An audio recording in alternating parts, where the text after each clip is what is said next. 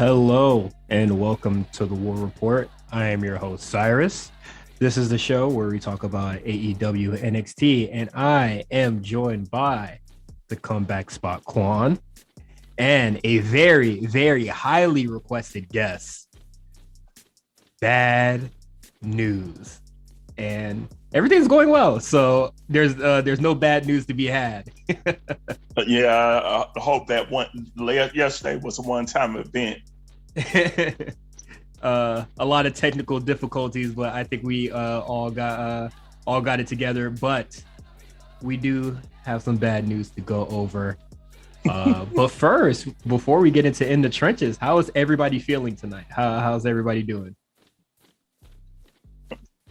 Well, I'm still trying to process ROH might be down for the count. a very puzzling. It was definitely the last thing I thought I was going to see today. But Quan, how are you? It fucked up my mood. Oh yeah, definitely. But Quan, how you feeling? Man, doing all right. So last time we talked, I don't even know if I told you. Last time we talked, they just legalized sports betting in Connecticut. Yes. So I have a problem. You lost some money, huh? I've been betting, dog. I didn't lose a lot yet, but I've been betting. Mm-hmm. I need to stop. These parlays are real enticing, and I'm not winning these parlays. Hey man, this is a dark hole you about to get into, brother. Man, look. I can tell you from somebody that used to do Greyhound racing betting. Oh, you wild. Yeah, you don't want to go down that path. Yeah, you don't want to go down that path. Yeah. Well, when we pull up for the recording and it could be like, I bet my microphone, bruh. They said they're gonna take that. They said they're gonna take the TV next. We gonna have an issue, bruh. They taking over the rights to the podcast. Yo, you ain't got that. Taking over the Patreon. They're about to take everything that's not nailed down to your house. But feel me? I hope you win something so we can all get some better equipment around here. But I'm good. And with the sad news, I think we should just get into In the Trenches. I think this is a very, very large topic. ROH might be down for the count. They released every wrestler that was on contract earlier today. I'm already seeing people like Bandito get bookings. Matt Taven literally just posted his email on Twitter. He wants to get booked. So AEW about to scoop him up. So all of the ROH roster is on AEW watch. But I really don't know how I feel about this whole thing. Like it is kind of like nuts to me. So anybody listening to the podcast knows how I feel about Ring of Honor, especially during the mid 2000s. I fell out of it later on just because I just don't have the time to watch all that wrestling. But man, I saw that news kind of out of nowhere. It's kind of sad, man. I like the impact. If this is the end of Ring of Honor, the impact that it's had on wrestling for the last 20 years, it can't be denied. If you look at the WWE like main roster from the last decade, I'd say about at least like 60% of it came from Ring of Honor, if we're being honest. How many WWE champions have been from Ring of Honor? Punk. Who else? Brian. Seth. You know what I mean? It's like Moxley. Oh, Moxley. Yeah, I think Moxley had he had like a dark match. Moxley was more evolved. But I mean, he was still even that's still Gabe. So like, even by offshoot, is still kind of Ring of Honor in a way. So it's the spirit of Ring of Honor. Ring of Honor made such an impact on just wrestling in general, the wrestling world. Impact on me. It introduced me to a whole world of wrestling that I didn't know outside of WWE. It was just sad to see it go. Hopefully, all those guys that just lost those I don't know if they're guaranteed contract, but they had some contracts like the Briscoes. I can't even imagine the Briscoes not in Ring of Honor. Where are the Briscoes going to go? You know what I mean? Like, it's going to be interesting to see what happens going forward. It's just really unfortunate that people lost their jobs. Bad news. How you feeling about the whole thing, man? Man, like I said, I was a regular watcher of their pandemic on TV shows, and they were damn good. And I thought that, yeah, once they got their shit together, they start back hiring people again. You know, everything looked like okay. They're gearing up for another run again. Then today it's like, oh, never mind. Well, shit. What y'all about to do after like, this? Yeah. I was like, God damn. Like, yeah. I just came out from my appointment. I looked up and I was like, wait a minute, what all this damn thing about RH? And I read them like, God damn, each one got worse every time. Oh yeah. First it starts out with everybody got released from their contract. Then it was just like shit, ROH might actually be done. And then it was just like, TV related stuff with the Sinclair broadcast network and stuff like that. And it's just like, I really hope all the wrestlers bounce back. Like, even if ROH is done, I at least hope like these wrestlers like make it out safe. Yeah, man. Just I don't really rock with Sinclair broadcasting like that. If you know what they're about, you know what they're about. It just oh yeah. I don't know the backstory of what's going on financially with them or whatever. I don't know if they had to do with the pandemic or just what, but like it just I hate seeing people lose their jobs. It is interesting. These it's like I don't know. I don't even know how to explain it. People I just don't like people losing their jobs.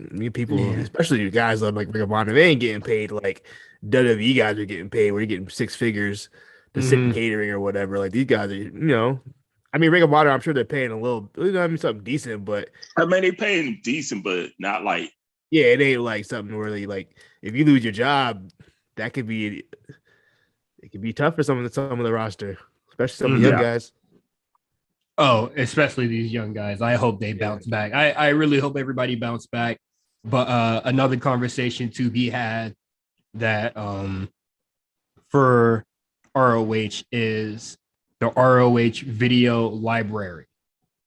A lot of people are discussing where it should go, who should pay for it, and such.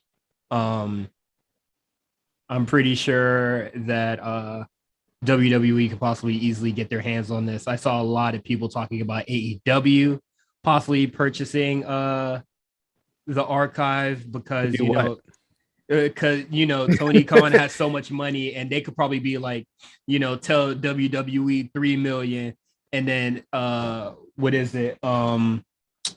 What's it? Tony Khan will probably pay for it for like 10 million or something.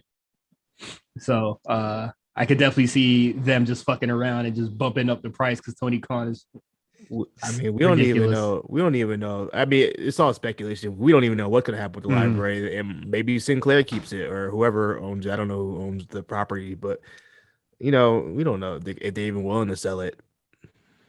Shit. I hope they are because I hope it goes to WWE.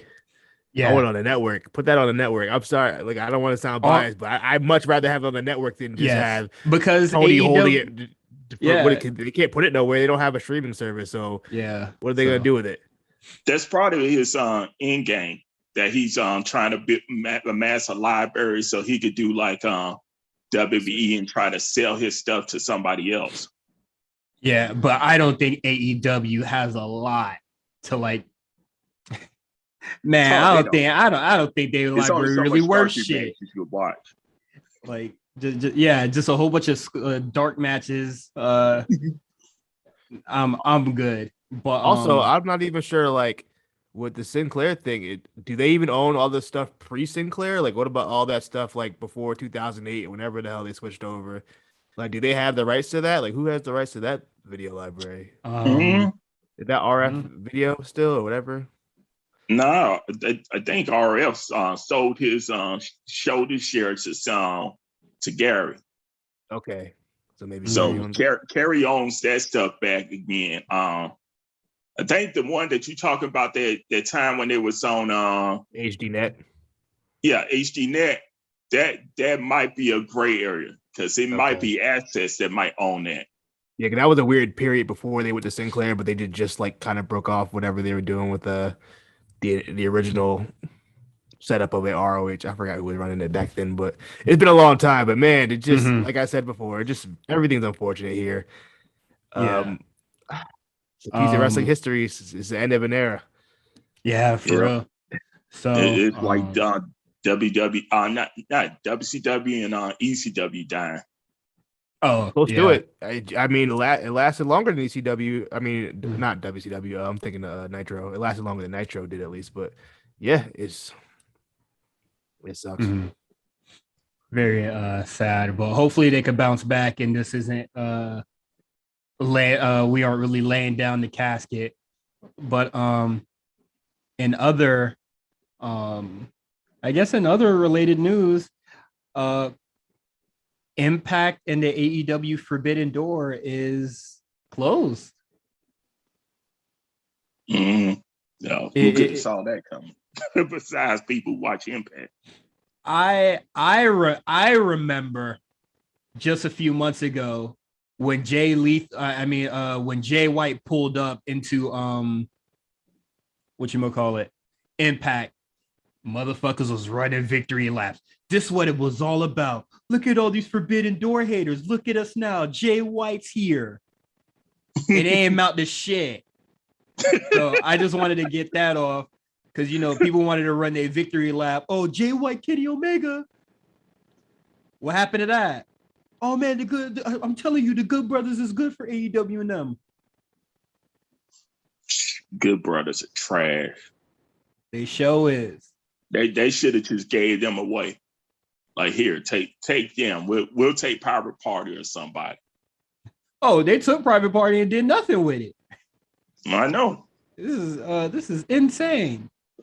But Quan, you want to give a little more insight into this?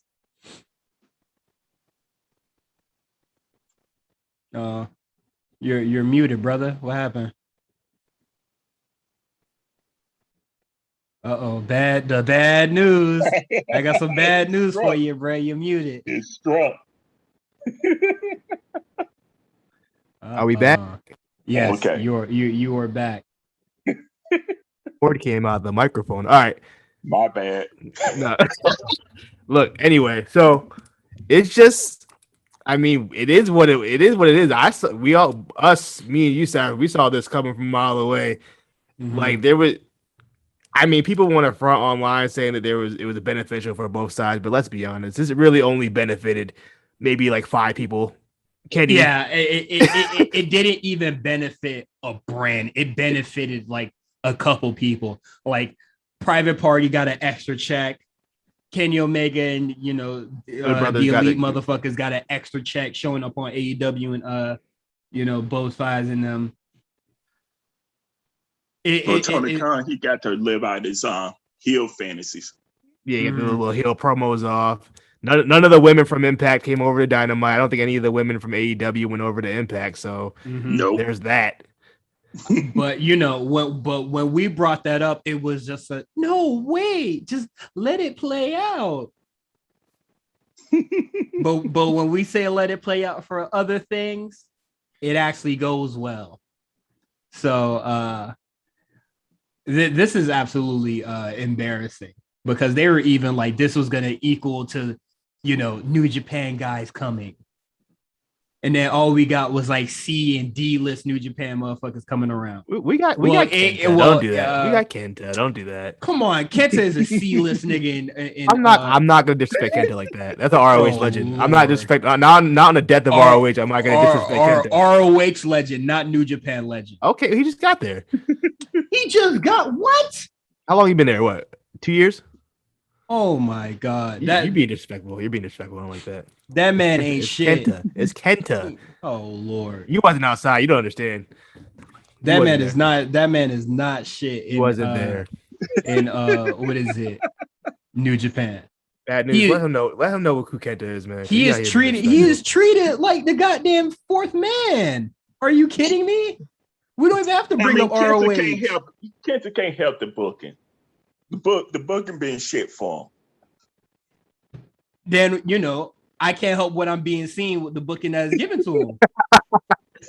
I mean, plus he got that dead arm, but still. But he was very important. So I guess.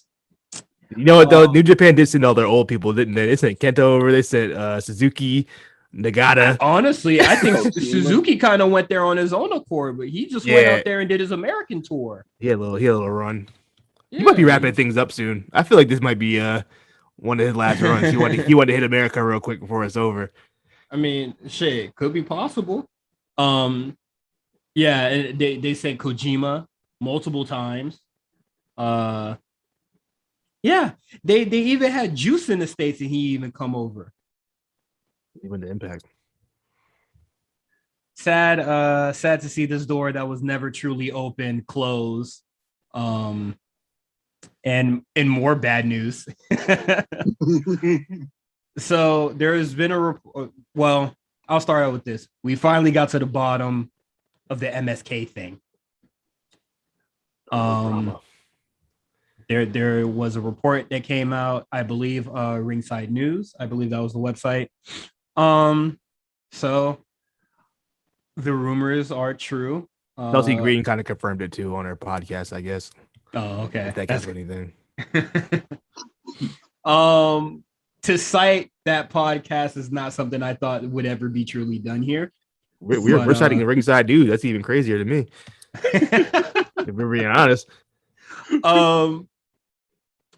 So the rumors of the parents of Izzy superfan, Bailey superfan, kind of bringing out the troops and kind of just rallying the people to boo MSK on NXT, and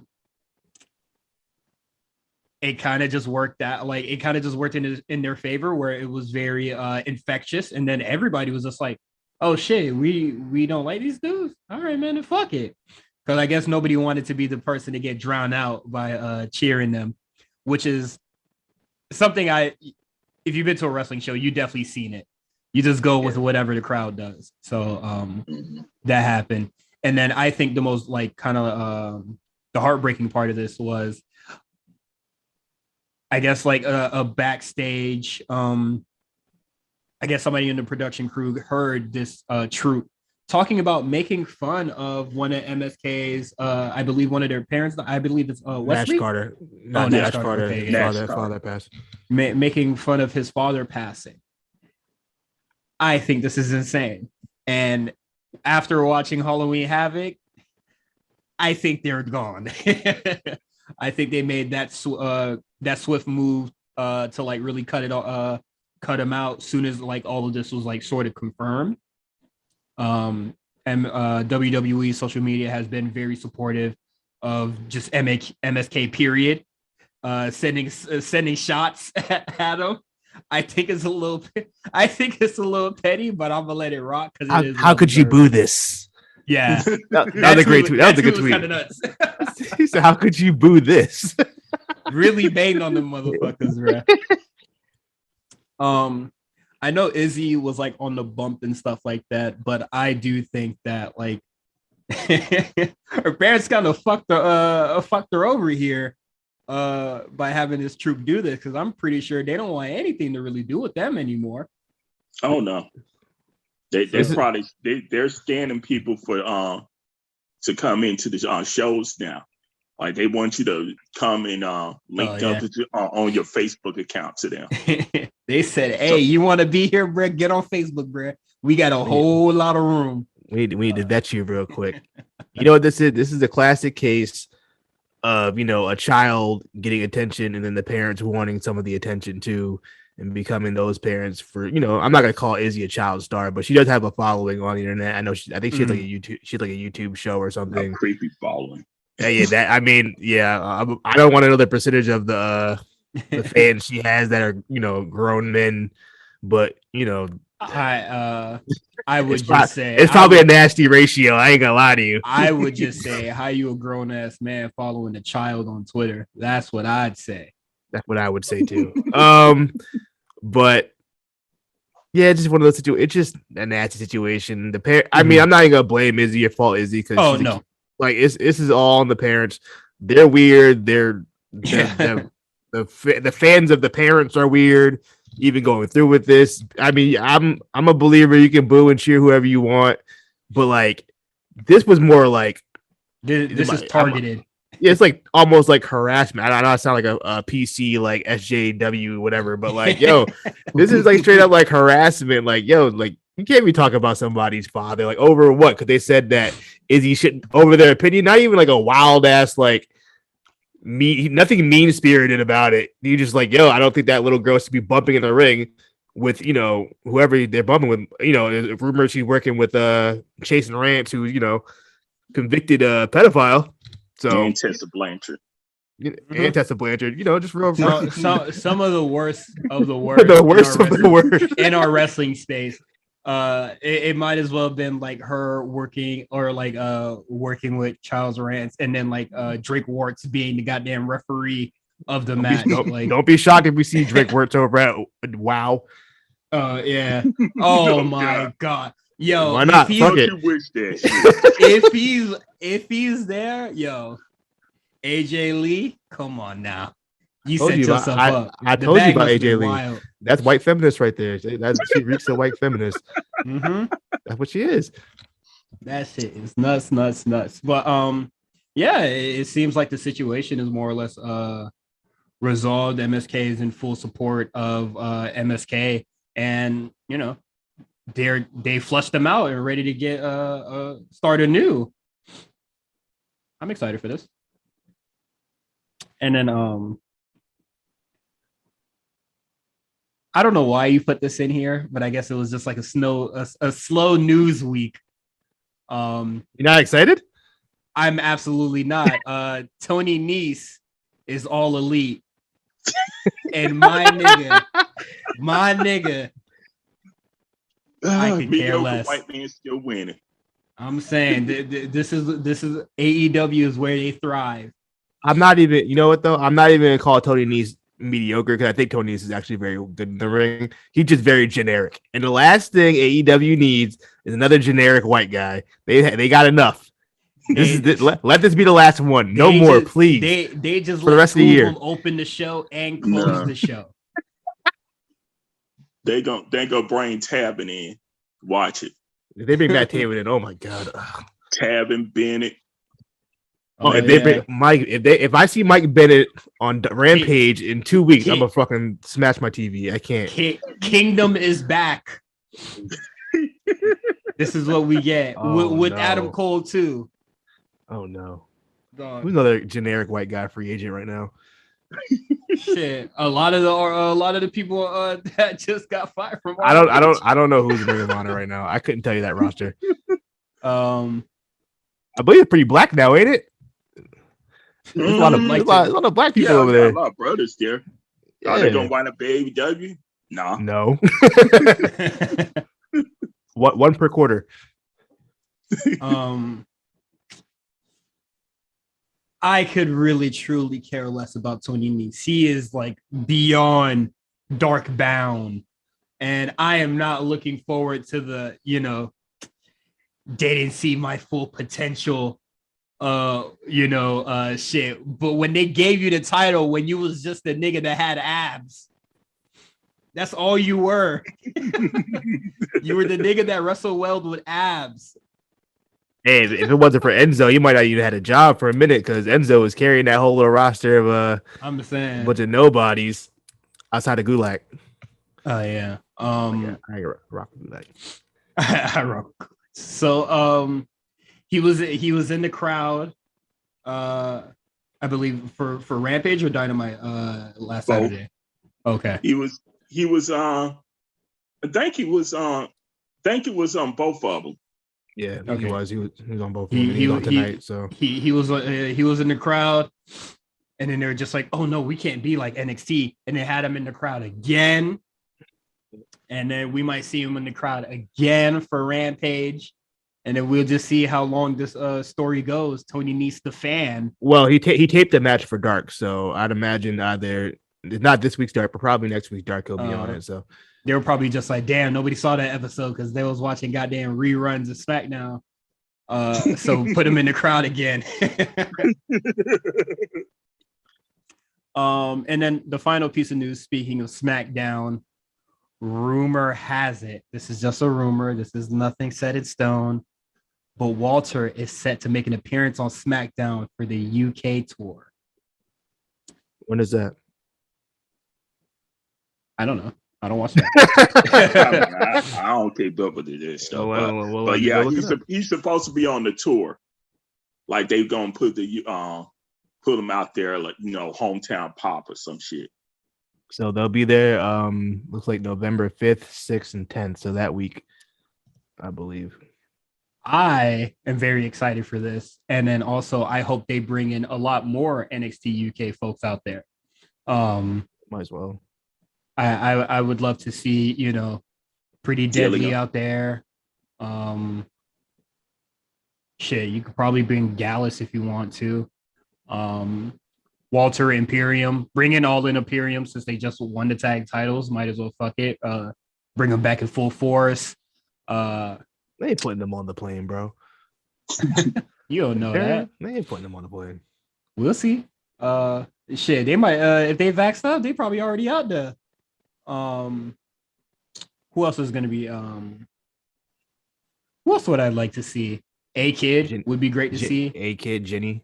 Yeah, Jenny would be great. Valkyrie would be really cool to see. I mean, somebody on SmackDown got to say fuck it and like, hey, let's have an open challenge. And then one of them UK little motherfuckers got to come out. Like, it has to happen. And I'll be tuning in for SmackDown or Raw when that happens. I'd be very excited for that. You know, last time they were in the UK for like Raw and SmackDown, I think Walter and them came out. So yeah, I could see them doing it again. I remember Pete Dunne showed up to wrestle Enzo. Oh, yeah. As a matter of fact, he won. Hey, if Pete Dunne couldn't be Enzo, bro, Vince, you got to catch these hands, bro. you never can tell. Never can tell sometimes. Always losing in the hometown. But I would have to say that was a very successful In the Trenches. It's been a minute since Wrestling News hasn't just been, hey, Tony Khan tweeted something. So that was this is fantastic. Good news week. And then now we'll just get into AEW Dynamite. Exactly. Penta and Phoenix, you do a lot of cute things in the air. You flip around, you fly around, and that's cool. But come full gear, there's one thing you're going to do that you've never done before. That's you're going to fight. You're going to fight for your life. You're going to fight for the AEW World Tag Team Champions. And at the end of the night, we will go down as the absolute best tag team of all time. You know what they say, living legends, they're a dying breed. Well, FTR, we ain't feeling too good ourselves. Top guys, out. Okay, so we open the show to Cult of Personality. Look at a little enthusiasm. Look at a little enthusiasm in your, let me a little pep in your voice, bro.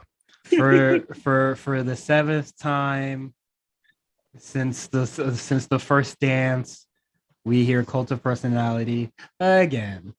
Starting out the show, we're getting CM Punk versus Bobby Fish. Is this something that we should be excited for, Quan? Look, all right, look. It may not be for us.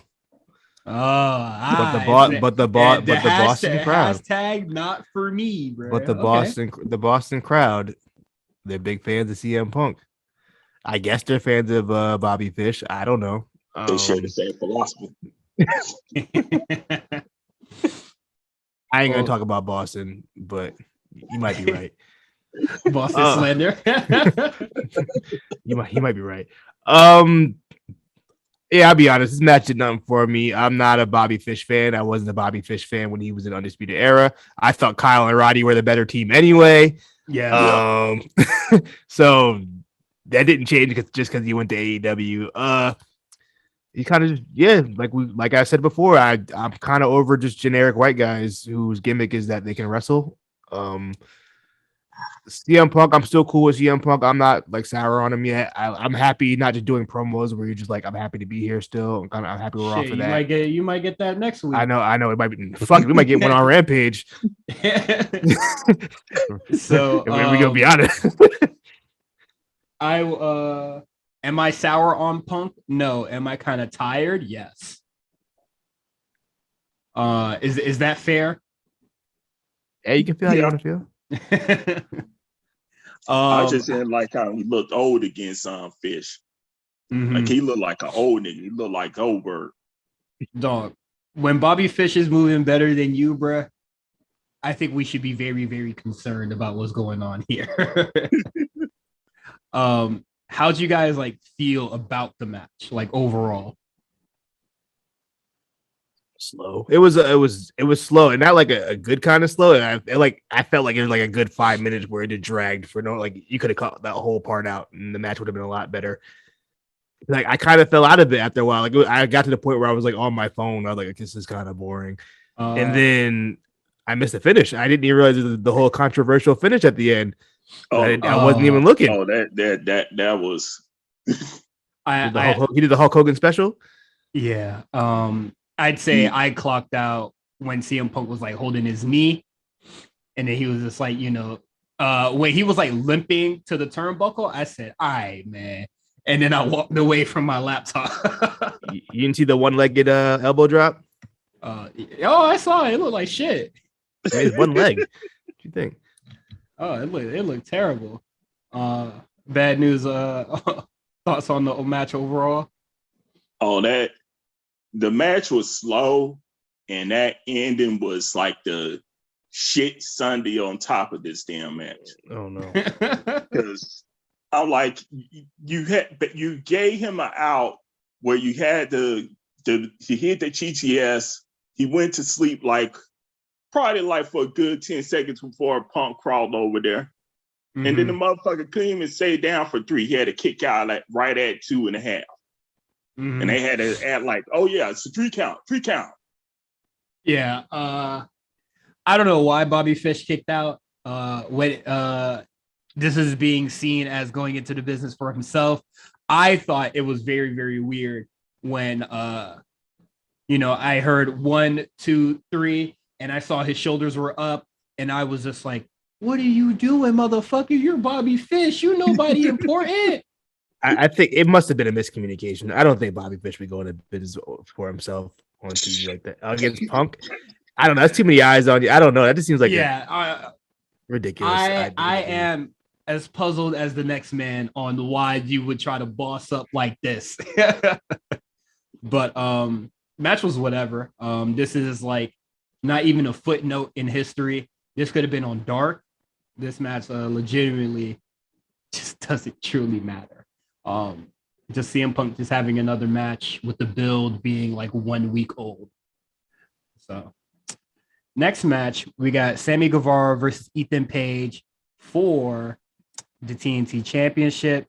And if Sammy Guevara loses, he would have to leave the Inner Circle.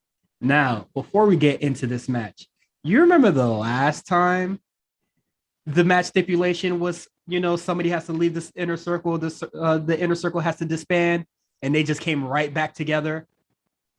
What was that? Was that the that was during the stuff Stampede? with the Pinnacle. A Stadium Stampede?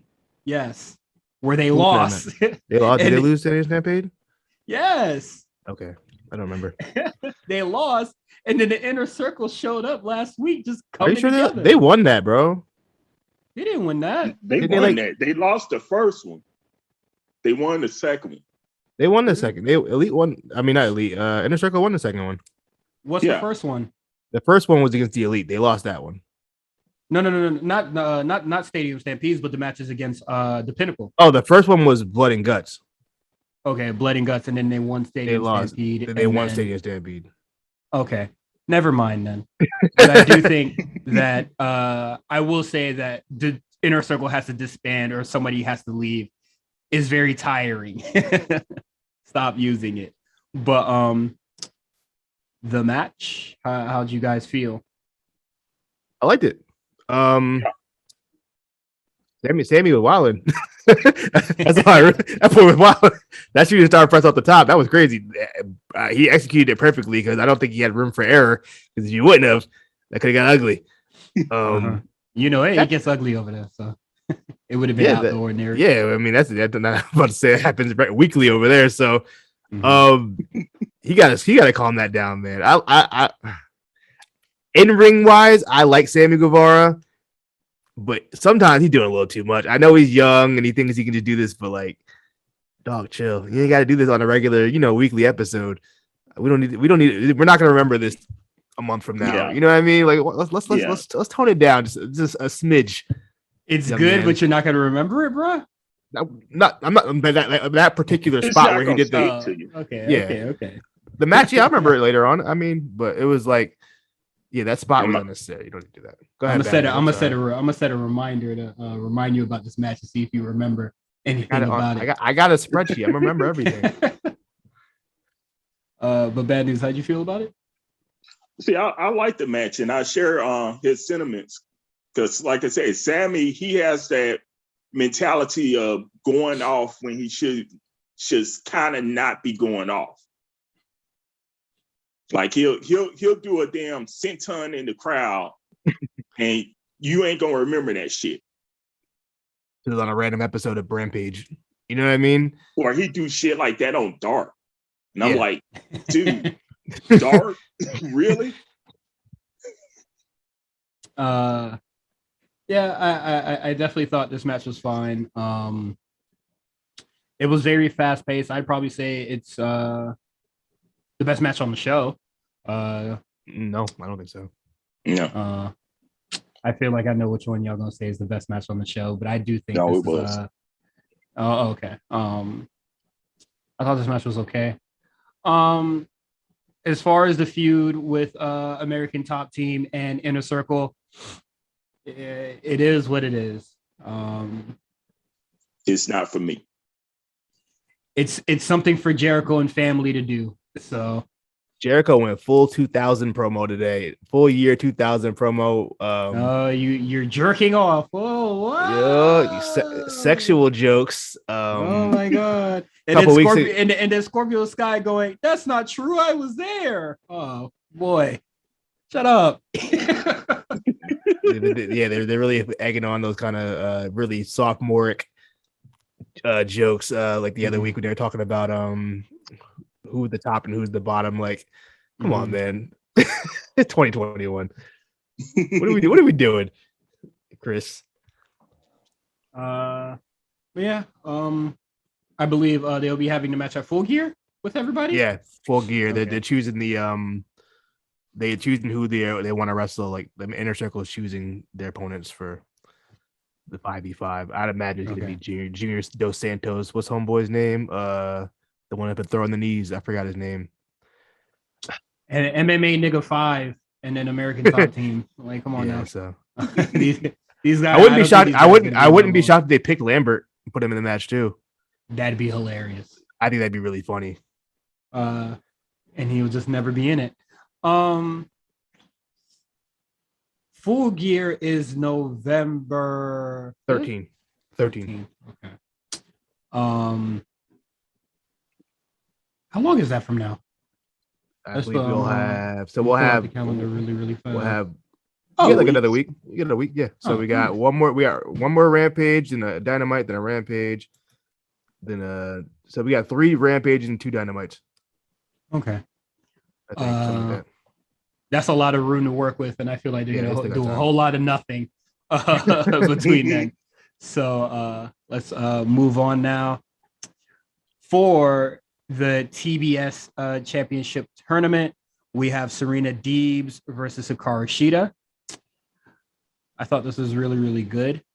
I am not the biggest fan of Serena Deebs, but I feel like whenever she gets a lot of time, she does a lot of good stuff with it. I would say I like this match just as much as I like her match with Riho, I think earlier this year.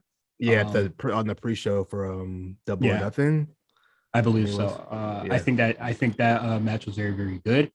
And she did good stuff here. I thought this is a much better match than the first match that they had when Hikaru Shida was trying to get her 50th win. So, how did you feel about the match, Bad News? I liked it. Like I said, like I was tweeted out, it's like y'all give all this time to Penelope and Bunny, and y'all keep Shida regulated hitting out.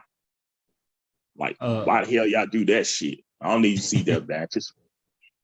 I am so glad. I will agree as well. I don't know why they were giving so much burn to Tay Conti and the Bunny and Penelope Ford.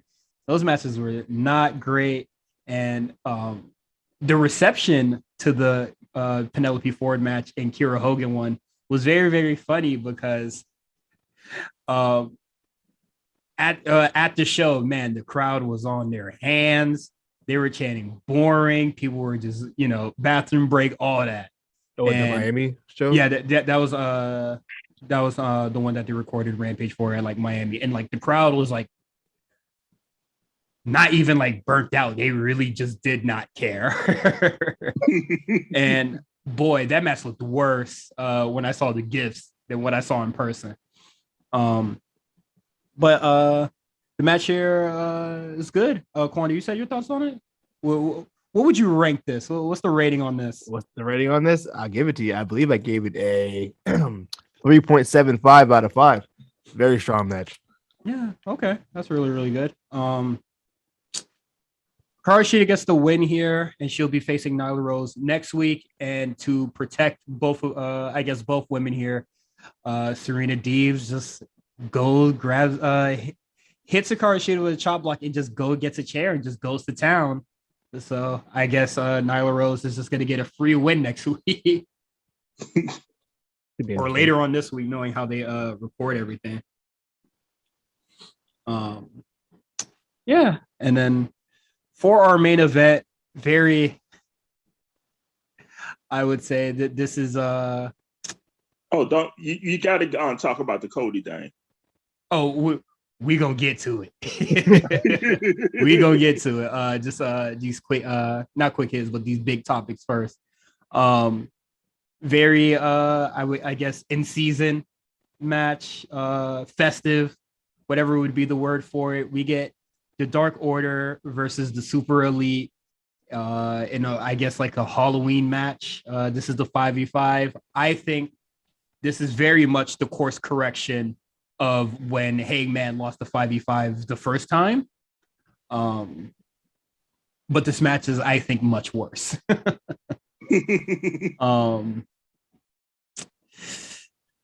The Dark Order dressed as, some folks at the Elite, Cowboys and such. One was Kratos, but literally Ciampa did that last night. I know he was tight. I know he was tight when he turned the TV on and saw it. Like, damn, that nigga did. I know he was mad as fuck. I think that's why he went extra with the white paint. And then Colt Cabana was Brian Cutler, and then John Silver was just a reindeer. He was Bambi. He was Bambi. Like he said he was going to be Bambi, so he ended up being Bambi. Very lazy outfit, but it is what it is. And then you gotta wrestle with it, man. Damn. What you want him to do? I seen niggas do a lot more. So this is wrestling we're talking about. Are you fucking kidding me? We've seen all sorts of crazy outfits that people wrestle in. Shout out to I saw someone posted a picture of remember from Chikara? I don't think you remember this, but like no, I don't watch. But there was a wrestler. So like back in the early 2000s, there's a joke about like every wrestler having the name like Dragon in their name. Oh, so, Dragon. Yeah, so Chikara went meta and had to do Dragon, which was a guy in a dragon suit. I think it was like Eddie Kingston or something. Yeah, like this big old Barty looking suit, and I was like, yeah, it was pretty entertaining. But that's what I thought of when you brought that up. And then we get the Super Elite, Adam Cole and them, the Young Bucks, Kenny Omega, and they are the Ghostbusters. I liked it. It's cool. I like the Ghostbusters thing. Did you like the Elite flip of the Ghostbuster theme? I'm not even mad at it. Honestly, I'm not mad at it. I'm not mad at it either. I thought it was very creative. put that together for just for this moment. They put a lot of work into this shit. But the match, ooh boy, I didn't care. I don't know why, but at this point, it's so. Anytime I see the Elite on my TV, I just don't care, bro. I'm like, get these guys off my TV. It's amazing. Like, I know we keep talking about it, but like, how little, like, how did I stop to caring about Adam Cole that fast? Like, I was excited when he got there. Like, okay, cool, we can see what goes on with this, and then now I'm just like, he's just another guy over there. Like, he doesn't feel special at all. I hope that I don't know if how they can change that. And then he takes the pin in this match. That too. This what happens when you like the eighth man on this roster, bro. But bad news. Thoughts on the match? Oh, you got the look of disgust right now. Oh, that match, I literally was if I could have fast forwarded shit, I would have. And I was watching live, and our doggon was like, "Please end this shit." Then it just kept getting more cornier and cornier. I'm like, come on now. I thought so soon as like all of Dark Order was just like dead center of the ring, nothing else was going on, and then they were wasting their time putting on the proton packs. I was just like, dog, send us home, bruh, please. And then they did the thing with the run in, and then Cutler being in the costume. I said, okay, you guys are hilarious. It was cute. That was a cute little ending. I wasn't mad at the ending. It was a cute little ending. You guys are the funniest in the world. Oh my god. Please end this shit. Come on now. Hangman Page is in the snowman costume or whatever the hell it was. Gives a dead eye. I believe he gets a dead eye to Kenny Omega. He does give to get dead eye to Kenny. Mm-hmm. And then he gives John Silver the go, and then he kills Adam Cole. Hey man, when Raw does some shit like this, at least it's at like 9:00 and it's only like 7 minutes long. NXT had a whole Halloween Havoc and they ain't have no costume party bullshit match being the main event. So I guess, man. Look, you know what that fan base like. Yeah. They love that shit, bro. It is very puzzling to me. Once again, hashtag not for us. But hashtag wrong color, my fault. But I will say the pop that Hangman got, it was nice. So it did what it was supposed to do. Hangman is always gonna get a pop. But that's what I'm saying. Matter. But it was a little moment. They could show him video packages. You know what I mean? I get it. I hope they don't put this in the video package. They're definitely putting that in the video package. The only thing in this feud that needs to be in the video package is the cowboy shit promo. That him losing the 5v5 and then like the match against Kenny Omega at last Revolution or Full Gear, whenever the fuck the match happened. That is absolutely fucking it. And then you can add all the I was drinking a lot bullshit in there during the pandemic somewhere. This the whole story, man. No, this is not part of the story. This is a footnote in everybody's careers. This is embarrassing. This is a side quest. You don't need to put that in. But now let's get into the quick hits. But I think we're gonna go a little longer on this one. This Cody segment, man. I think AEW spends a lot of time responding to Twitter criticism, and this is literally all that Cody promo was. I don't think it's Twitter. It's not even Twitter criticism. Like the crowd just booing him, bro. It's not even like a Twitter thing. It's a wrestling. Everybody turned against Cody. Like, but he sees it, and then instead of he said like for weeks this motherfucker was talking to all these publications, being like, "I'm not turning heel. I'm not gonna turn heel." And it's just like, who's asking? Like, who's talking about you turning heel right now, bro? You're the only person talking about it that I see. I'm still believing that he's working us. This is all a work. I don't think Cody's that delusional. I don't think Cody's this delusional. Heel. He is a heel. He definitely healed this point because he's torturing us with the face bullshit. it is as clear as day.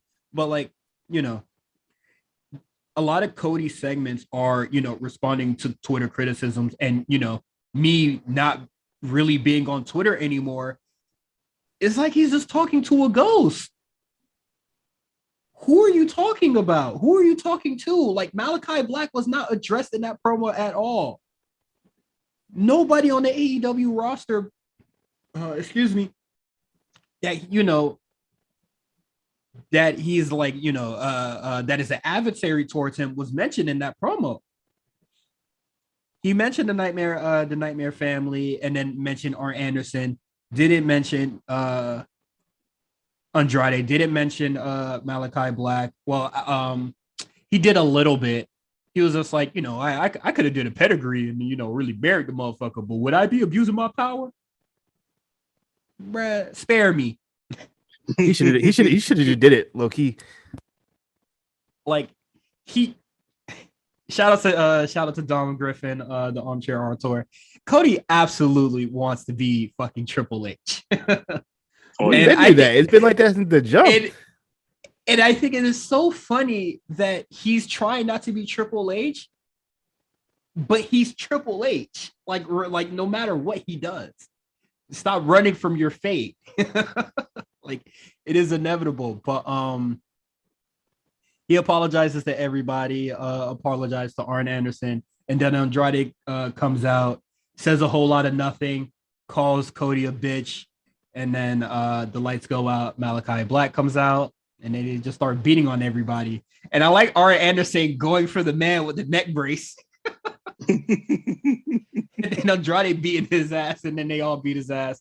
And then Pac comes out, and I think we'll be getting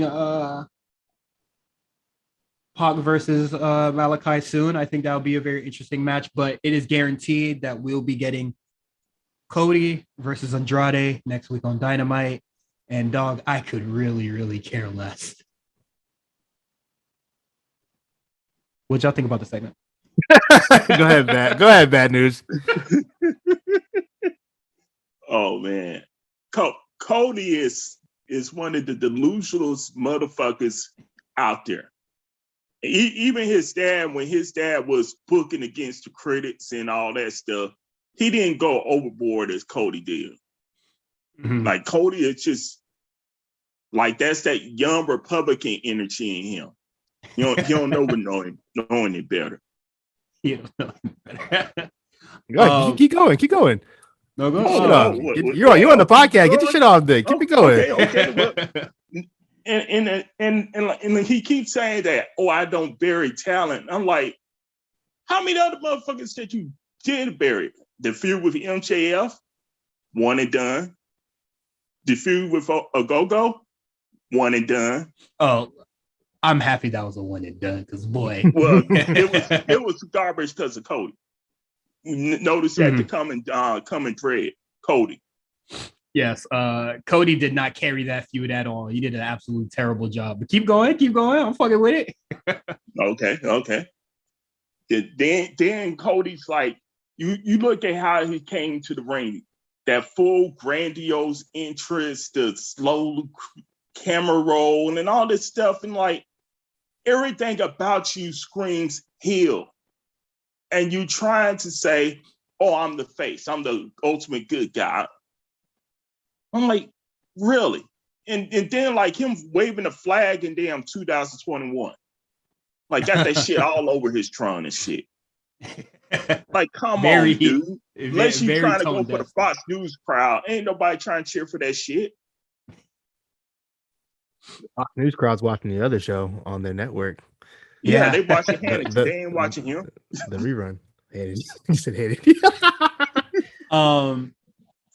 Yeah, them Hannity commercials be pissing me off when I be watching SmackDown. That should be making me mad. You ever see those shit? It piss me off.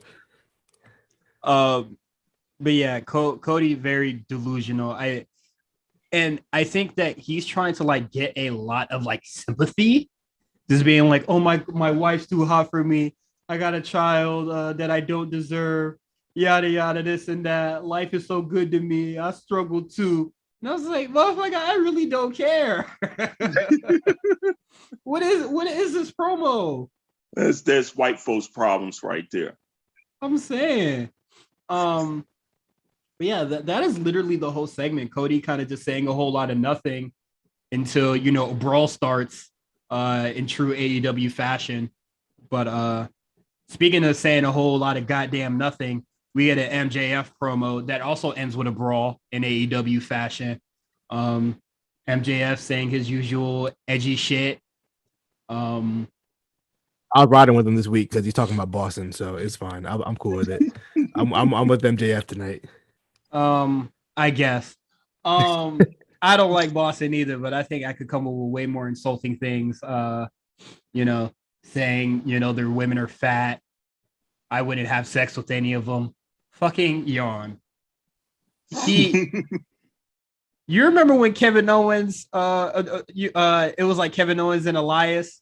They shitted on the Supersonics, and then Seattle went ape shit for like 10 minutes, dog. That shit was incredible. He couldn't do no shit like that. Could have slandered, some Celtics? Baseball team or whatever. The Celtics, clam chowder. Could have really. Yeah. First of all, he capping because the girls out in Boston, fire. I don't know what you're talking about. Hey, man. Girls out in Boston. I mean, look. Trust me. You gotta trust me on that one. I'll give you the benefit of the doubt. Yeah, you gotta trust me. Yeah, I thought this was all really lazy heel stuff, and then Darby Allin Titantron happened. He has like some dude dressed as MJF, and he at a concert, and then he drop kicks the motherfucker and puts him through a table. I'm just like, what the fuck is this shit? With JPEG Mafia. I don't listen to his music, but shout out to him. Wait, that was it at a JPEG Mafia thing? Yeah, that was JPEG Mafia. He was at Miami recently. I wonder if that was the Miami show. It probably was the Miami show. I have no idea who he is, so I didn't go. I just know he's a rapper and he likes wrestling. I know that much. Okay. Yeah, it happens. They'll be wrestling at Full Gear. I would say the positive part of this whole segment is that MJF is like, I want the AEW World Championship because it's been a minute since anybody had any goddamn championship aspirations and said they wanted any sort of belt. So I think that's cool. Another set of people that also have some championship aspirations, FTR and the Lucha Bros. I think both their promos were really good, especially on FTR side. They got the best promos in the tag division. They're really good at the quote unquote passionate promo. They're pretty good. Particularly good. Dax Harwood. I think he's always been pretty good at it. He's the bald one, right? Yes, he's the bald one. Yeah, Dax Harwood. I think he's always been pretty good. Cash is the one there. Okay. I think how he ended the segment was a big bar. He was just like, something legends die and we're feeling kind of weary. I was just like, okay, that's real hip hop. Oh, okay, all right, man. Yeah, y'all cooking. And then in other stuff, Moxley versus 10. He beat that boy ass. What's his what was the name? His name is like Preston 10 Vance. Yes. I did not know that JR or whoever the fuck on commentary, all of them talk too goddamn much. They were saying that his record, like he is like ranked 5th, and his record is like ridiculous right now. He's racking them dark winds up. AEW, how'd you let the 10 nigga in your top 5, bro? How? I wanted them there. What I be saying, bro? Get your bingo cards out. People go to dark, they fight the crazy 88, and then show up on Dynamite and be like, "Oh my god, they be beating motherfuckers left and right." Hey man, you might want to check out Dark. But he gets demolished by Moxley here. Beat that boy ass, bleeding and all, paramedics and all that. And I mean, we're on agreement that Moxley's heel, right? Like at this point, he's very much a heel. He's just another bland white man. But a heel one, right? I guess. Right, sure. I mean, the way he beat that boy bloody, that ain't something the face would do. What I'm saying, they walked out, didn't even show no care, nothing, no remorse. Kick the fan. So Moxley versus Danielson is going to be the finals. We all in agreement in that, right? Oh yeah, I'm with it. We'll see how this match goes. I'll probably watch their the WWE one for reference and see how much different it is for shits and giggles. But I'm not too excited for that. I do like Danielson a lot, but I do think a heel Moxley versus Eddie Kingston would be very interesting. That would be fun. But Booker of the Year is going to rob us of that. So we'll see what happens. And then I didn't write it down, but Eddie Kingston and Bryan Danielson have a small little spat at each other. Eddie Kingston doing his "I'm from New York" thing. And then Bryan Danielson being like, "Motherfucker, we all struggle."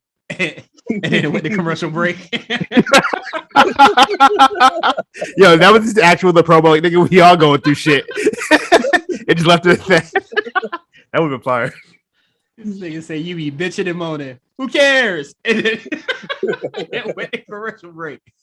So that is it for AEW. Let's get into NXT Halloween Havoc. So it looks like there was some technical difficulties. I didn't know I sounded this loud from my side. If you want to turn the volume down for this NXT portion, it is highly advised. I am editing this now, and it is literally hurting my ears. And it would be very difficult for me to just turn myself down whenever I speak. But nonetheless, this is the full NXT segment. Just turn it down a little bit.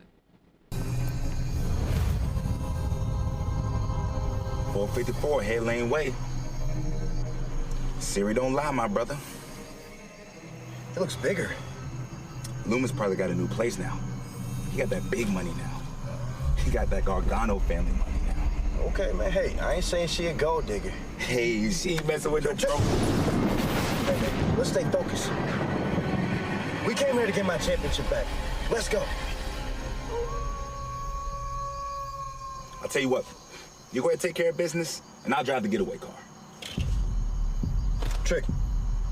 All this talk, I'm about it. Well, let's go then. You coming with me. Come on. Hang around. Nah. Hey, we going.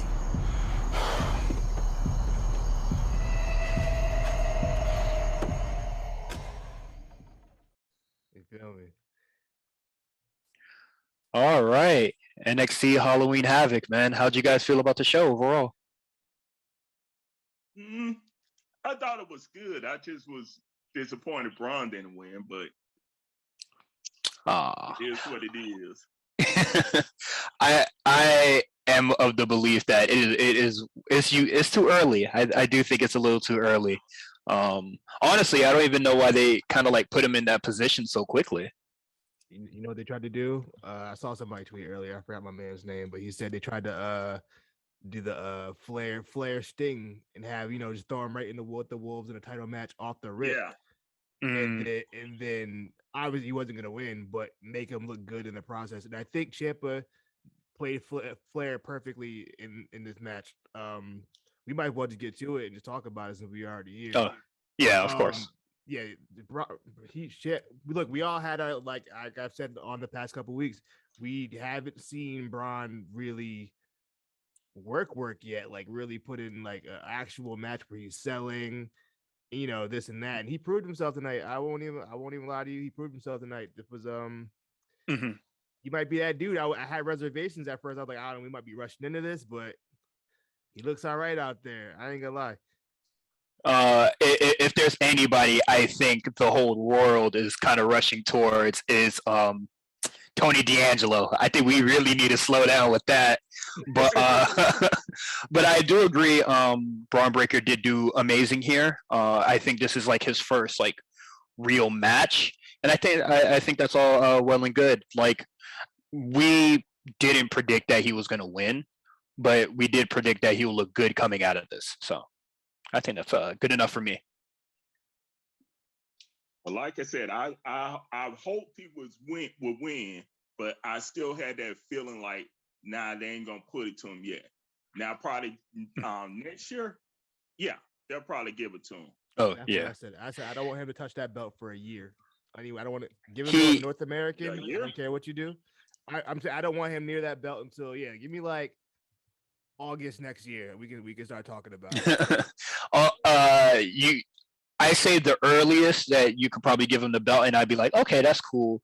Would probably be like Mania weekend at the big takeover in front of like the big crowd and all that. That's when I would be like, that's when I'd be like, oh, okay, that was cool. Same with MSK. I think like this year for the Dusty Classic, like everybody really wanted them to like just win it off the bat, but I was just like, let them like win it on that Mania takeover weekend, and that's when it would be huge, and that's what happened. So I love being right.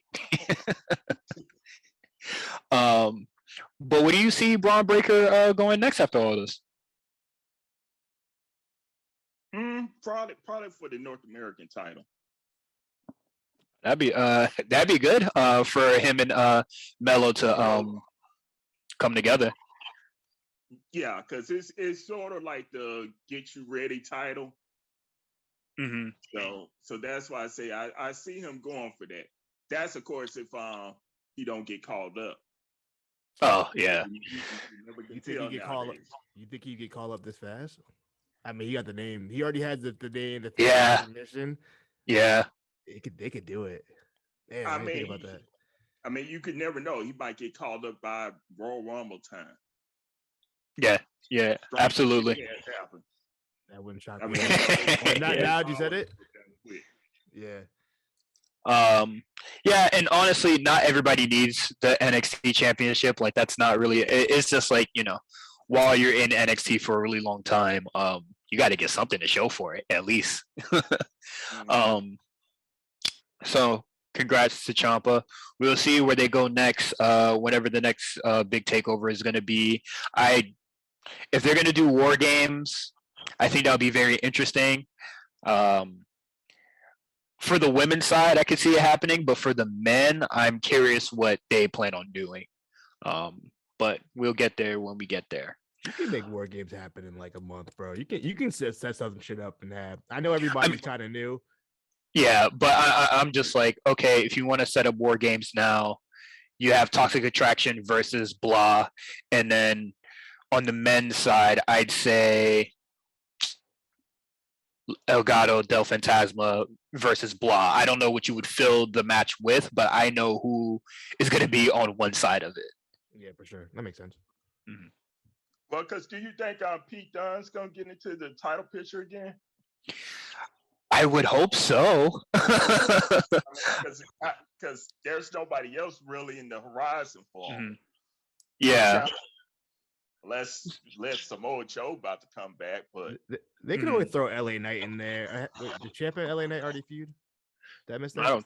I don't think so. But they might have like a small match somewhere. That's what I'm saying. They can have a little mini feud until they figure something else out. But I mean, I can see LA Knight up there, or that might just be it. LA Knight. It might be other than Dunn, there's like it ain't too many potential out there. Yeah, for years at least. I would say Pete Dunne and Kaylee Ray are two people where I'm just like, so you're just not gonna do anything. I know Rich Holland getting called up kind of like messed things up, but it is what it is. So Raquel Gonzalez versus Mandy Rose. Mandy Rose. I got that right. You got it right. In the Chucky's Choice. How'd y'all feel about the match? Well, it showed Mandy is more layered. She's not the same person that she was a year ago, because she did took abuse in that match. Yeah. We've never seen a Mandy match like this, so I thought that was really nice. Raquel, it kind of is what it is with her, but you know, ding dong, the witch is dead, baby. Let's go. We are moving on to greener pastures. Go ahead. No, I'm just saying, I'm so happy. I think that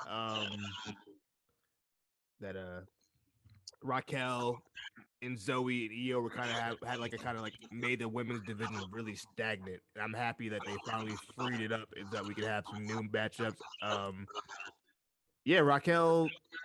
I'm sorry, man. Her run was just kind of like, after the Rhea feud, it was just kind of like, I don't care anymore. Like, she's not that interesting. What was that? I said she got blocked because when she beat Dakota, I was like, yeah, just go ahead and end this shit. Yeah, just like so. Okay. Yeah, the division has definitely been stagnant since Raquel has had it, but honestly, it is what it is. What you do with her next, I have no idea. Maybe her and Dakota Kai could fill in a match at War Games or something, but yes, I would be in favor of the call up, even though we aren't the biggest fans, but I do think that like the main roster could probably do something really good with her. Yeah, I think she'd have a better fare on the main roster than NXT. I think just opponents wise, I think it would be more beneficial for her. Plus, she just had to look like she should be on the main roster. She's big, intimidating. I don't know. I just don't want her on NXT anymore. I know that much. I don't want her in that title picture. I'll tell you what. You know what they should do? You want to write Raquel off? I got you right here. Right? Dakota hits her with a shovel in the back, right? I think shovel. Let's bring back Buried Alive one time. You are a mad man. Let's bring back Buried Alive. Who's with me? Who's riding with me? If they was gonna get rid of her, yeah, just bury her. That's what I'm saying. Bury her alive. All right, I'm a fuck with you. Hey, it's not a bad idea. I don't know when they would have that match, but I'm down for it. I would like to see. When was the last Buried Alive match anyway? Well, the AJ Styles and Undertaker. Oh, before that, I think it was like 2000. Okay. I think the one where Paul Bearer got buried in cement. That was no, that wasn't the Buried Alive though. That was I don't know what the hell that was. I lied. It was 2004. It was Vince versus Undertaker Vince versus Undertaker when Kane beat up Undertaker, threw him in the casket, and that's when he came back as the dead man for WrestleMania 20. Okay. Lit. Completely down for it. And in other Toxic Attraction news, Gigi Dolan and JC Jane, who I'm glad she's okay and can wrestle tonight. They win the tag belts in a very stellar ladder match. I'm not gonna lie. I thought it was really nice. I know a lot of people said it might be too early for a lot of these people to be in a ladder match, but a lot of them has been wrestling for a really long time. And what is so hard about just ramming each other into a ladder? I don't think you need years of experience to really do that. You can't train for a ladder match. You just have to do the ladder match. You survive. They don't teach you how to take bumps on a ladder. I mean, they might, but I don't think it's like an extensive training. You know what I mean? Of course. Like, try to land on your upper shoulder if you can. You know what I mean? Mm-hmm. And Io did a really good job of doing that, but I thought the match was really good. Yeah, like I said, I was just glad Shacey didn't kill herself. It was brutal. I'm like, God damn. Yeah, last week, very worried about her face, but I think it's all good and dandy that she is okay to wrestle today. I thought the finish was really nice. I don't know where these teams go, but I am absolutely praying that they split up Io Shirai and Zoe Stark. You need to go to the hospital. That's what Io need to do. She's fine. Because the way she landed, that shit like nasty. Was it not one of those tables supposed to like break on contact like all the other ones they ever do? She is a very small woman. I doubt, even if it was one of those ladders that's supposed to break on contact, it didn't happen. Yeah, sure didn't. Well, see, that's the thing. Io takes crazy shit like that. Mm-hmm. She used to take that shit like that in Japan like it was nothing. So yeah, she'll be fine. Explosive, bats. That's a thing. So this was probably nothing. And I thought it was very expertly done how she bumped on the ladder anyway, because that could have went really, really bad. Oh, yeah. But in terms of Hartwell and Parada, I mean, they can still keep going and still chase for it. That's good for them. But for Zoe Stark and Io Shirai, please do something else. Wrap it up, man. Yeah. Yes. Yeah. It's worn out now. Yeah, I want Io to go ahead and beat her ass. Yeah. Honestly, I think it was worn out when it started. It was a very odd choice when it started, but it is what it is. I'll tell you when I was over it. That racist ass promo that they did 2 months ago. You think we forgot? I forget that racist ass promo. How you know that Japanese woman? Hey, y'all cousins? Come on, nah. What are y'all doing? Who wrote this? That was a misfire right there. Just approved that. Probably Road Dogg. I don't know. Road Dogg wrote that. What you talking about? Hey. Oh my god. MSK versus Imperium in a lumberjack match, and let me tell you right now, what the hell are you boys doing? Why Imperium, bruh? Why not Imperium? I mean, for what? Who else? Hold on. Imperium's fine. Let's not get wrapped up in that young blood, squatting one of the Creed brothers and acting like, they deserve to be champions again. Absolutely not. These guys are terrible. Who else? What are you talking about? Elgato Del Fantasma was right there. What do you mean? What's wrong with Imperium? They're gonna probably get their chance soon. Imperium, what do you mean? They're boring. They're bland. You watch your mouth. You be. Oh my lord! Being disrespectful to Marcel Bartel. That's what you're doing. I don't like it, honestly. Oh, that match against the Creed brothers done turned everybody around, and then they done jumped the gun. I've been on the wagon too. I don't know what you're talking about, Cyrus. You don't know. You don't know real. These motherfuckers, dog. Real grass. Without Walter, who the hell are these men, bruh? Nigga, that's Marcel Bartel. Who is Marcel Bartel, bruh? That nigga nice. He's nice. Not nice enough for me to acknowledge them as NXT tag champions, but I did think this match was really, really fine. Mm-hmm. We can at least agree there. I thought the match was good, but for them to be champions, I don't know. Like, I hope this is a short reign, and we could get something. They might be going on that European tour or some shit. I don't know what they have planned for Imperium. They did mention Walter before the match, so does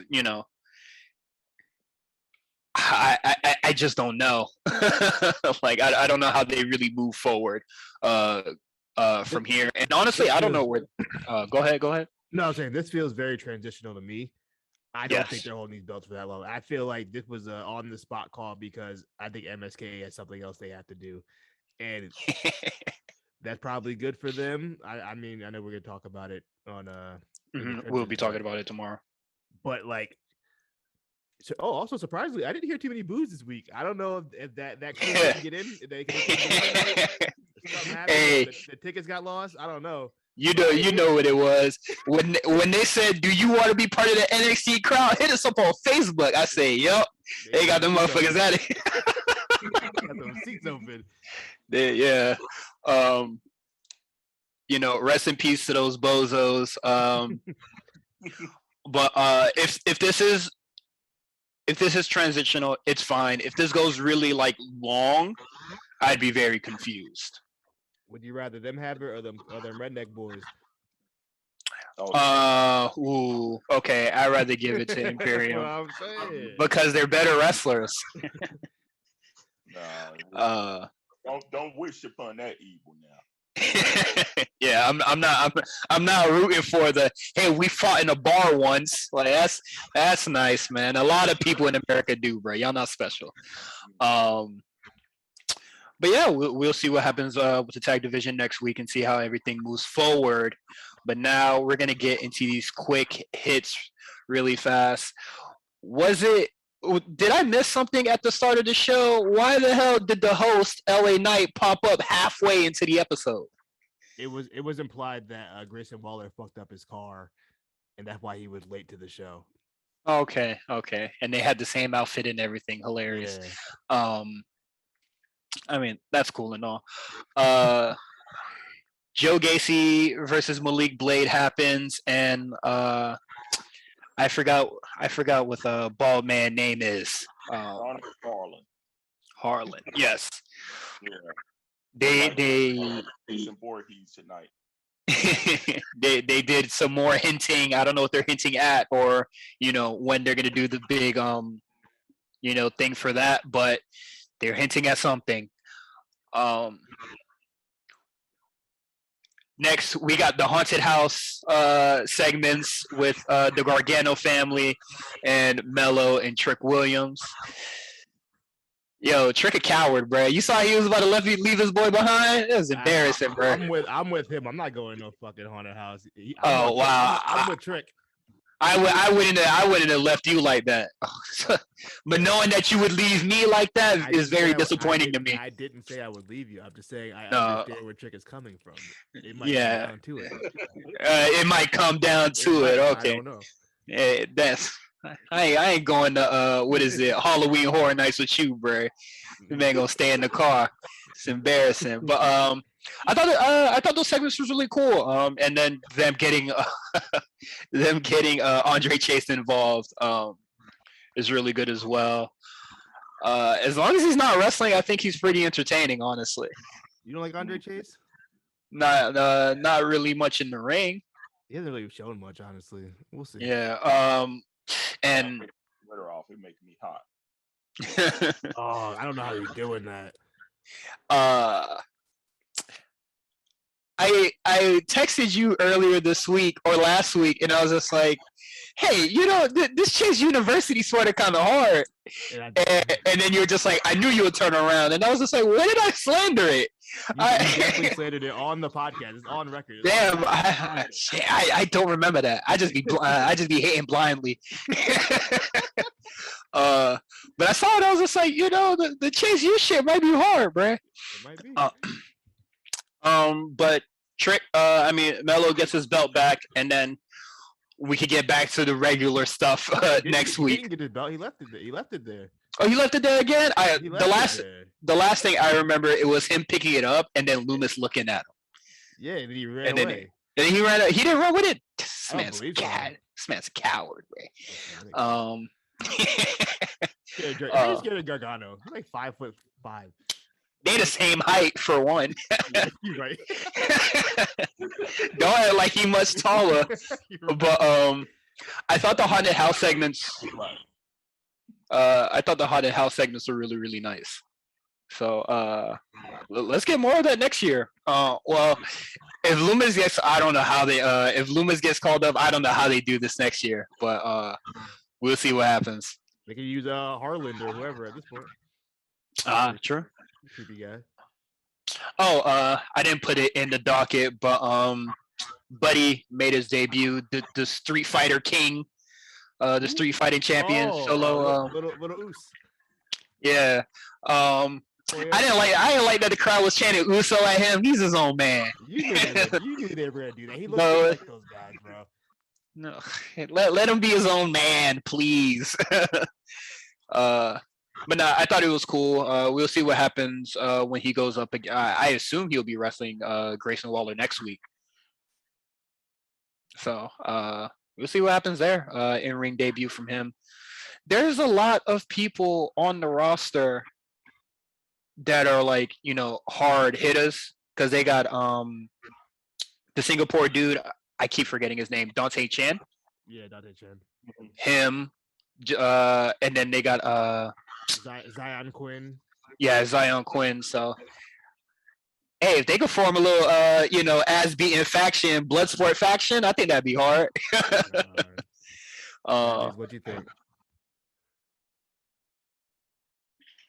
Oh, me? Yes. Nah. Damn. He reminded me of a young Samoa Joe.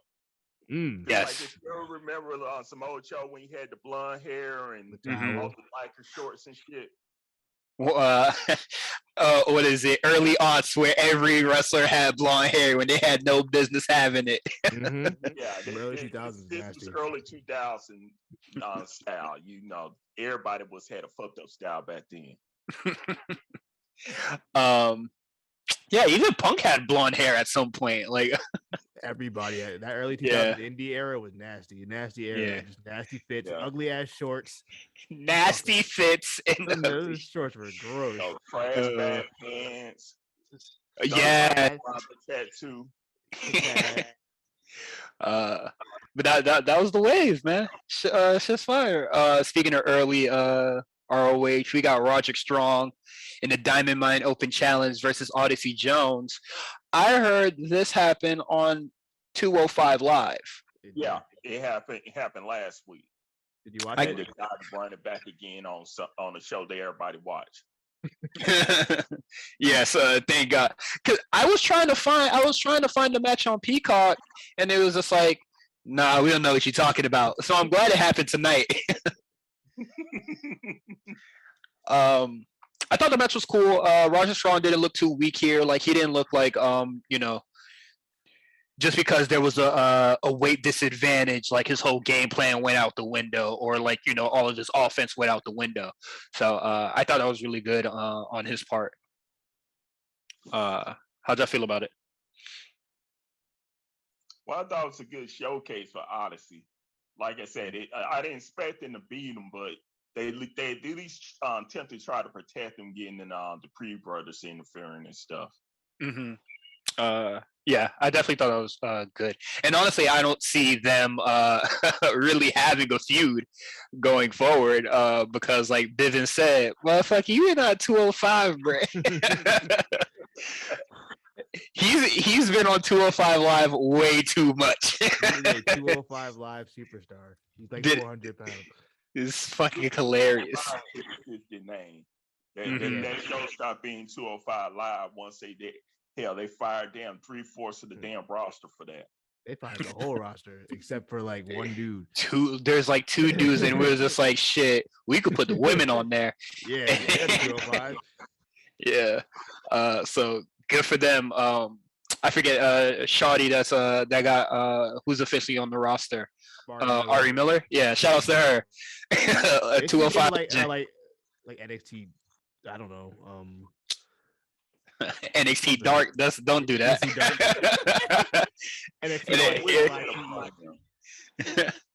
NXT 2.1 or some shit. Evolve or something. just making it evolve. I mean, they got to do something with. I mean, they still got that partnership going, so get them boys over. Gabe over there, he can do something. Yeah, let him run. And then the last thing on the quick hits, we just got the party segments. Grayson Waller doing his thing. Cameron Grimes. Scared of hoes again. I don't know how you balling and still scaring the hoes, bro. Just pay for it at this point. What is wrong? What is wrong with this? What is wrong with this man, bro? This man's a fool. And then they hinted at him and Duke Hudson doing something. I think he about to go broke, trying to gamble with Duke Hudson. Rob Stone got his ass cooked in front of everybody. Frankie Monet was being an ass. I don't know what that was about. And then what else? Tony finally got gonna be on last show. Yes. So we're gonna get Tony D'Angelo next week. I know everybody's excited for that. Two internet favorites in one segment. You feel me? It's gonna be fantastic. And two of the internet's least favorite, Kyle O'Reilly and Von Wagner. I mean, I don't hate Kyle, but Von Wagner, I mean, I like Kyle in the ring, but if he's not in there, I'm very worried. But yeah, they had a little jokey joke with them too. I didn't really hear it, but you know, it looked like the joke didn't land. So it is what it is. Basically, he said, he was like, "Who are you?" And Von Wagner was like, "I'm Brad Pitt." And then I was like, "You can't see the resemblance." And then I was like, "This is stupid. I hate this guy. I hate him." Peak comedy, bro. It was so weird, nigga. That nigga's a caveman. I don't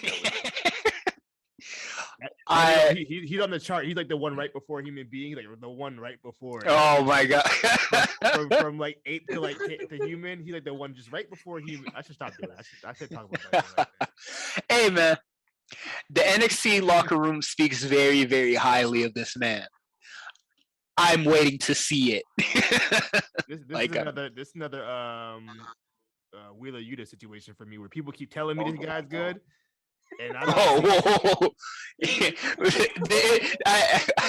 I think the difference is that nobody, like the people that are telling you that Von Wagner is good are the people that are in the system.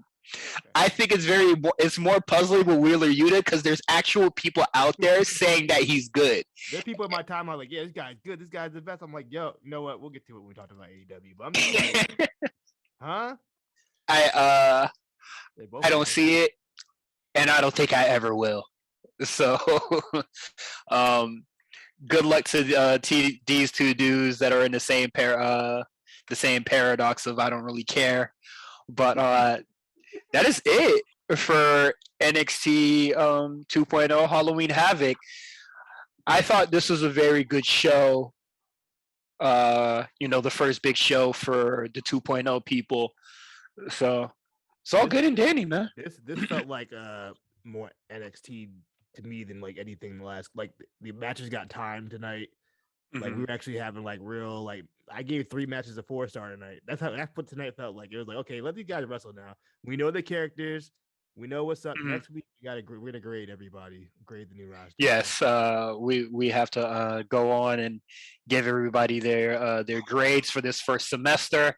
I thought this was really good. Even last week I said that, like, we are familiar with these faces now, so it's starting to feel like NXT again. But like, I feel like every week we're getting like kind of like somebody new to get acquainted with. Or there's still people that we need to be acquainted with, and that's fine.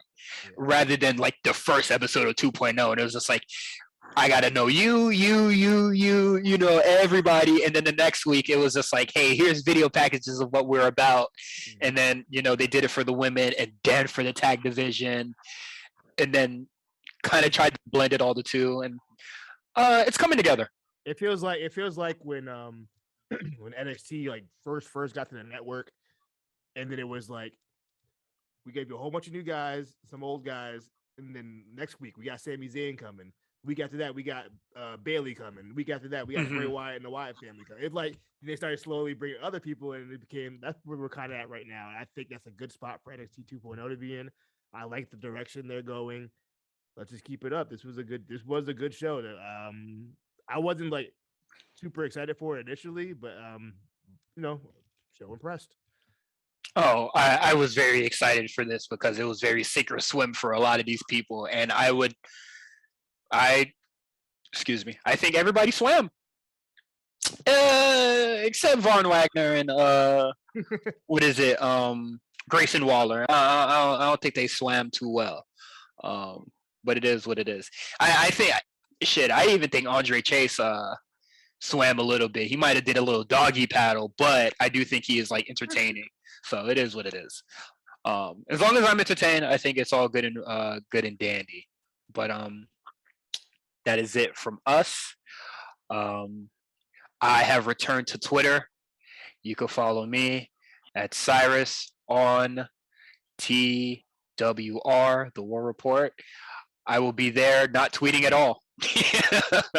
I will not be there frequently. I think I only made the account because they said please stop DMing people from the A Show account, and that is fine. You DMing the hoes on the A Show account, Cyrus? That's crazy. I am DMing guests so we can get people. You trying to get clout off the A Show account? No, that is not the case. For a Sasha stand? Oh God, that's the last thing I'm aiming for. I already told you what it is with Twitter, man. That's just that's not what we using. But I am on there if you would like to follow me. I'll tweet stuff every now and then. Feel free to interact when you can. You can follow Quan at the Comeback Spot, and you can follow our amazing, highly requested guest. Bad news. That is not a joke. Highly requested guest at 5 Deuce 4 Trey 7. Discord legend. Don't worry, it will be in the show notes. It will be in the tweet when this episode goes out. Please give him a follow. Don't follow me. Oh no! Follow this man. Follow this man. Very logical wrestling takes. I remember when I used to not watch AEW live, and I would like watch it all on YouTube the next day. I would go on your account first and be like, "Oh, okay, this is what the show was." I like it was just like a mental prep of what to see on the show. I said, I wasted a lot of my life watching wrestling. So yes, man. Highly requested. It was great having you on. Can't wait to talk about AEW tomorrow. That's going to be hilarious. I might set that one out. Let's let y'all do it. Just let the AEW slander fly. I just want to go in on Bob Fish. I hate that. Oh. we go get to it. Subscribe to our Patreon, patreon.com/The A Show. Every subscriber we get closer and closer to torturing Meals and Justin by making them do the one chip challenge. You can get exclusive shows like Spot Callers, The Evasion Diaries, and other miscellaneous wrestling content. You can get this show early, the A Show early, Rewriters Room early, all the stuff. And yeah. The A-list. Don't forget about the A-list. Yes, the A-list. Whenever round 3 starts and we have to do the round table discussion for that, I think that is going to be very interesting. We're going to get the 50th best wrestlers of this this era. Ooh, or the this is the 21st century. Is going to be a wild discussion. I'm looking forward to it. But to all of y'all, see you guys next week, and I guess we'll do some Patreon content next week. See you guys next week.